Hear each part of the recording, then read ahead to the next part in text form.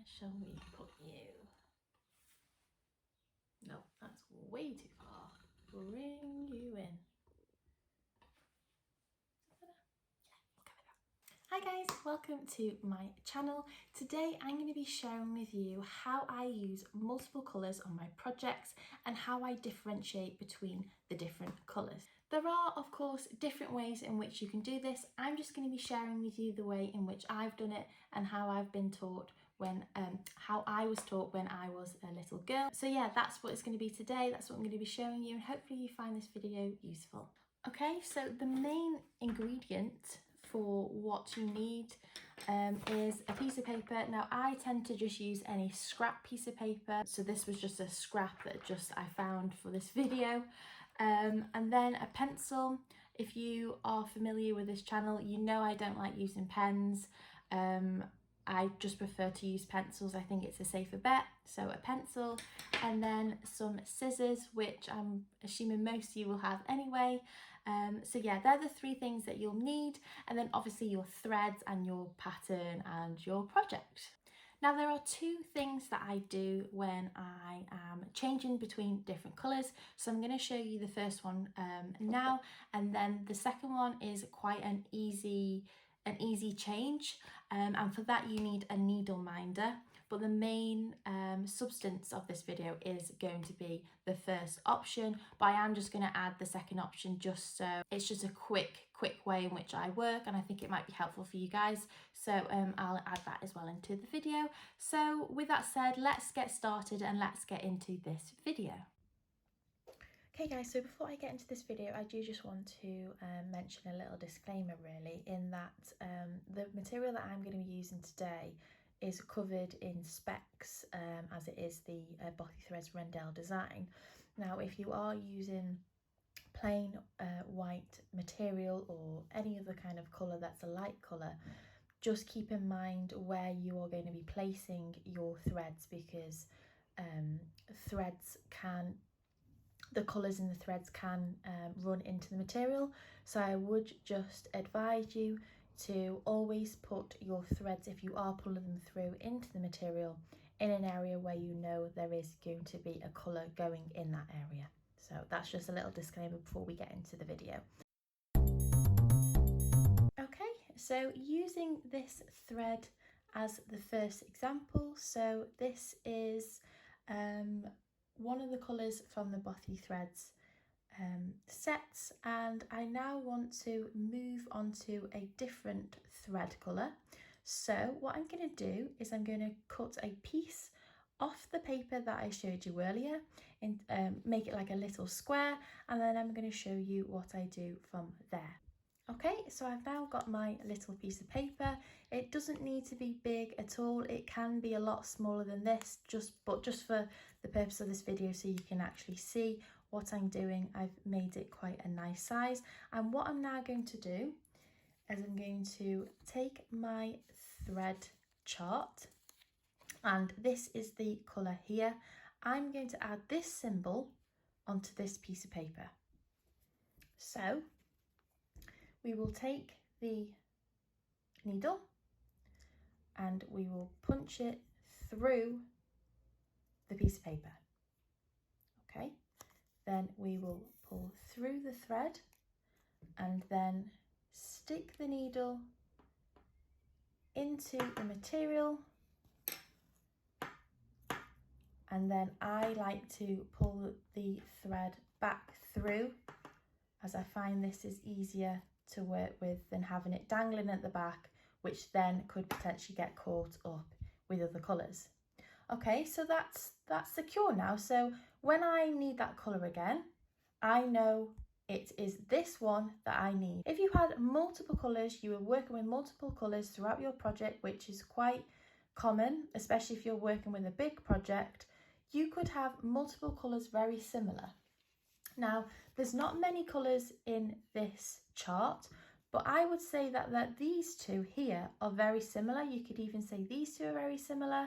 And it's very easy to get caught up in using the wrong colour. And so this then allows me to then pick a new colour, carry on working with that colour, and then I would then have multiple colours with different identifiers all around my project, which means I can go on and off each colour whenever I need it. So I'm going to use another example so you can then see how it builds up and how it can be very helpful. Okay, so the next colour that I need on my chart is O, the letter O.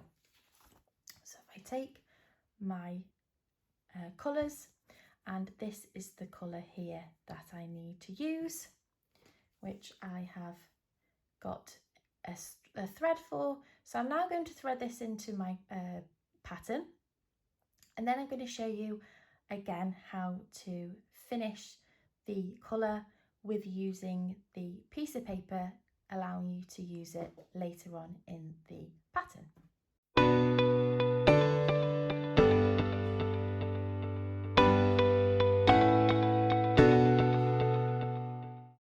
I'm now finished with my colour and now want to move on to a different colour. So again, I'm going to take a piece of paper and I'm going to cut it into a little square. Again, you can use different sizes to suit. I'm just using nice big squares just so you can see it clear. And then this is the O. So if I just write O on there. And then I'll get my thread, stick a hole through it, and then stick the thread back through. And then I like to stick the thread back into the front so that it doesn't get caught with any other threads. Now the other option is to use multiple needles. So instead of threading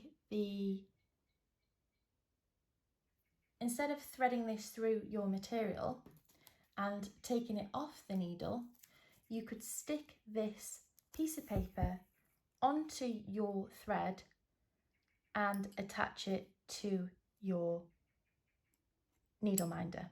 And then you can carry on with another needle and another colour, and you can switch between the two. So I do that. I do find that quite useful when I have got multiple colours in a square and I'm constantly needing to move around a square. So yeah, that is just another option. That's option 2. So if you want to use multiple needles, you can also do that. But again, you can still attach your little piece of paper so at least you can identify which colour is which. So you're just going to demonstrate that for you. So I'm now going to be just adding the U squares in here. So I've just done this one here and I'm now going to do this one, and then I'm going to flip back to this colour. Now this isn't a normal way of working. Normally I would have done all these different colours first, but it's just for this purpose of this video, I'm just going to flick between the two colours just so you can see the demonstration of working between two needles. It's just more an option if there is squares with two very prominent colours and you need to switch between them. It's just an example for you. So I'm now going to do this colour and then I'm going to switch back to the O.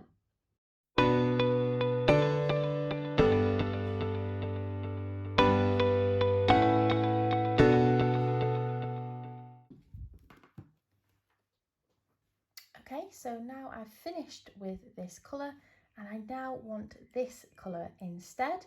So I'm now going to take my piece of paper again. Now obviously over time you would start to build up your pieces of paper so it becomes much quicker, because once you've done with it you can just put it aside and then when you need it again you can pick it up. So I'm now just going to put a U like so.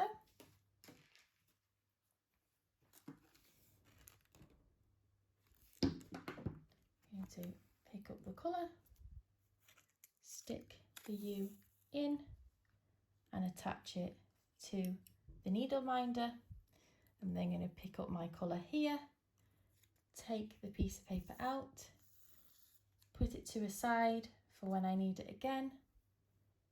I will then attach the needle back on it and then carry on. So that's just another way in which you can manage your colours. So that's it from me, guys. I hope you've enjoyed this video and found it useful. Like I said, this is just the way in which I work. I'm sure there are many options out there which, you know, could be better than this option, but this is just the way in which I work, and I just wanted to share it with you on my channel, and hopefully it helps some of you who may be struggling, especially if you're new to cross stitching. So with that said, that's it from me. I hope you've enjoyed this video. Give this video a big like if you've liked it, and subscribe to the channel if you haven't already. I'm hoping to be doing a lot more top tip videos and different ways in which I work over the next couple of weeks. So stay tuned, and hopefully I'll see you in the next one.